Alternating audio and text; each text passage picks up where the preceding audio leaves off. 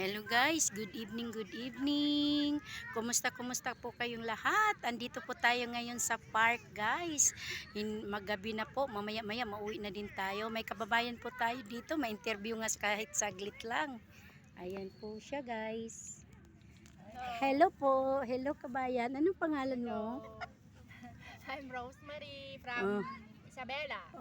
kumusta mag-shoutout ka po sa mga ano mo? Shout out po sa mga taga Isabela, Ayan. mga kamag-anak.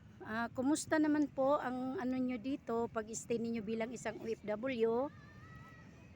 Sa awa ng Diyos, ang amo ko naman ay okay naman sila kahit may pagkakuripot, ayos na din yon kasi hindi man sila may nagbibigay man sila ng pahinga, ganun. Di okay naman din siya. Tapos okay naman siguro sa mga pagkain, mga pagkain.